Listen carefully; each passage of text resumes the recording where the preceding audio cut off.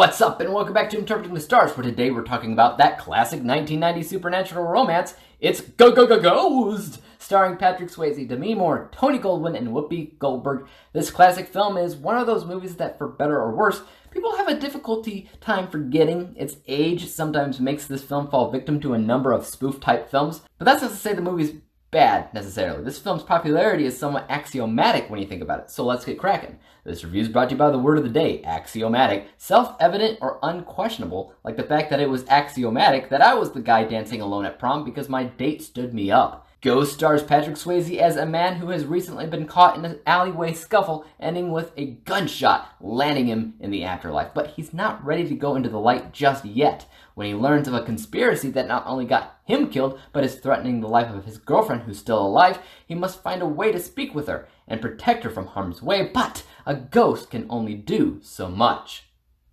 So obviously, whenever people think back to this film, there's really only one scene that they remember. And it's not even when Patrick Swayze's dead, it's one of the first scenes in the film, the love scene with the Unchained Melody song, the pottery making stuff.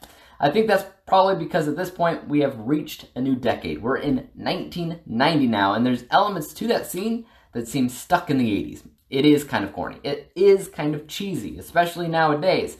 But there's still something that seems so iconic and classic about it when you watch it, so I can't really give it fault.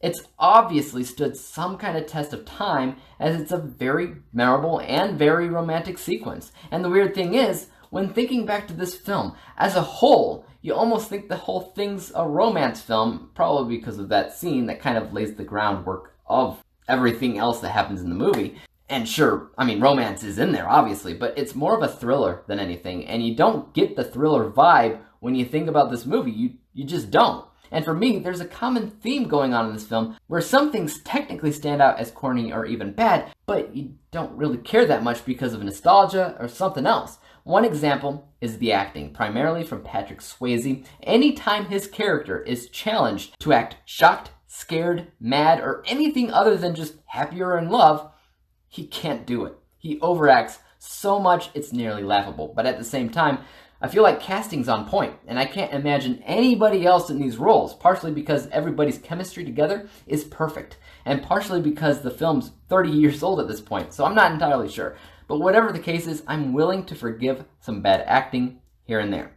It's not the end of the world. The acting doesn't change the fact that this film is classic, and it is iconic. So that means something. Basically, when you ignore the romance aspect and you think about some of the thriller parts, there's some great exciting elements that feel fresh and fun from a paranormal perspective. But I think a good majority of that story is pretty standard and expected. For instance, I liked how Swayze's character had to learn how to communicate as a spirit, what he had to go through, how he had to up the ante on the things that he could and could not do. It provided the film with very interesting obstacles for him to hurdle through, but the villain of the film was not very developed, and it was almost just a bad guy to be a bad guy.